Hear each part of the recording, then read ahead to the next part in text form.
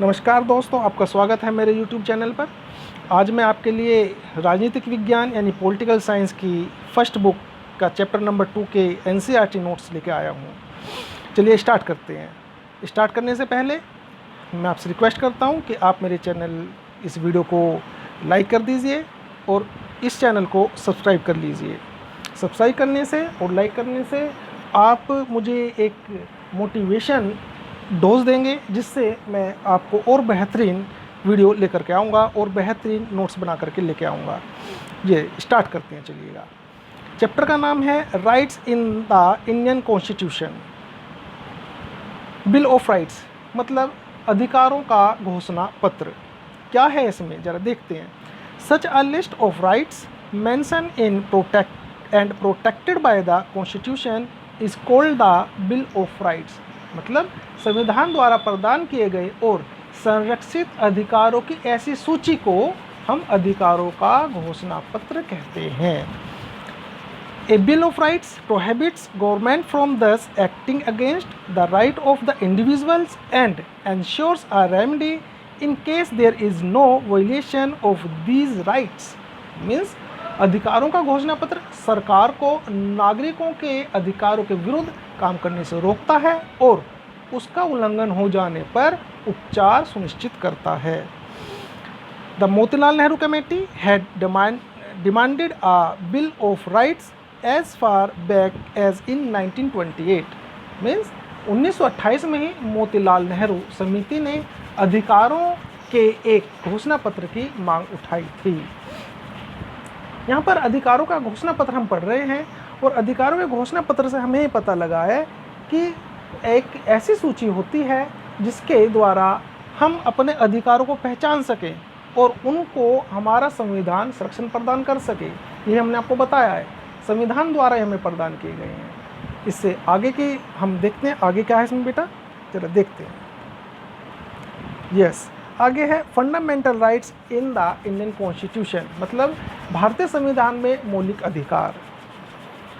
When India became independent, यानी जब भारत आज़ाद हुआ था, and the constitution was being prepared, और कॉन्स्टिट्यूशन प्रोग्रेस में था, यानी कॉन्स्टिट्यूशन बनाया जा रहा था।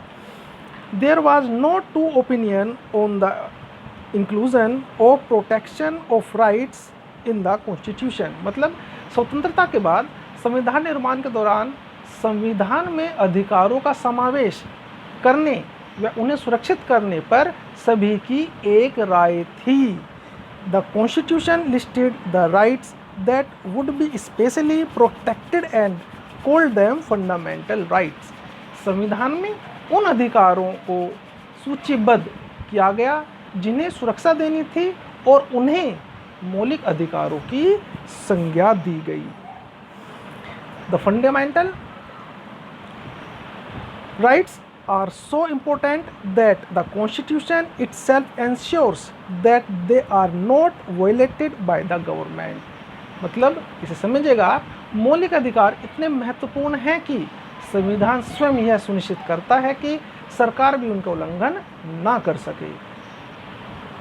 Judiciary has the power and responsibility to protect the fundamental rights from violations by actions of the government. यानी सरकार के कार्यों से मौलिक अधिकारों के हनन को रोकने की शक्ति और इसका उत्तरदायित्व जुडिशरी यानी कि न्यायपालिका के पास है। Executive as well as legislative actions can be declared illegal by the judiciary if these violate the fundamental rights or restrict them in an unreasonable manner. समझिएगा जरा इसको। अब आप विधायिका या फिर कार्यपालिका, यानी कि एग्जीक्यूटिव को तो हम क्या कह सकते हैं, कार्यपालिका, और लेजिस्लेटिव को हम विधायिका कहते हैं, कि किसी कार्य यानी विधायिका या कार्यपालिका के किसी कार्य या निर्णय से यदि मौलिक अधिकारों का हनन होता है या उन पर अनुचित प्रतिबंध लगाया जाता है तो न्यायपालिका उसे अवैध घोषित कर सकती है। ठीक है, उसके बाद में देखिएगा। However fundamental rights are not absolute और अनलिमिटेड राइट्स मीन्स इसे आप समझिएगा ज़रा ध्यान से। हालांकि मौलिक अधिकार निरंकुश या फिर असीमित अधिकार नहीं है। सरकार मौलिक अधिकारों के प्रयोग पर औचित्यपूर्ण प्रतिबंध जरूर लगा सकती है। यानी कि सरकार को इतने अधिकार तो है कि उन पर प्रतिबंध लगा दे, लेकिन हाँ तब लगा सकते हैं यदि हम उनका कोई मिसयूज़ कर रहे होंगे तो। आज की वीडियो में मैंने आपको सिर्फ एक थोड़ी सी जानकारी दी अपने फंडामेंटल राइट्स के बारे में।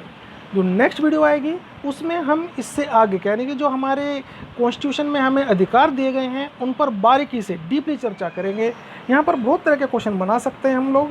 तो आज की वीडियो में सिर्फ इतना ही। नेक्स्ट वीडियो में हम आपसे मिलेंगे, तब तक के लिए थैंक यू फॉर वॉचिंग। और नेक्स्ट वीडियो का आप वेट कीजिए, शायद कल ही मैं आपको नेक्स्ट वीडियो इसमें डाल दूंगा और आपके लिए वो बहुत बेनिफिशियल होगी। अब मैं उम्मीद करता हूँ कि आप इसको लाइक भी करेंगे, सब्सक्राइब भी करेंगे। Thank you.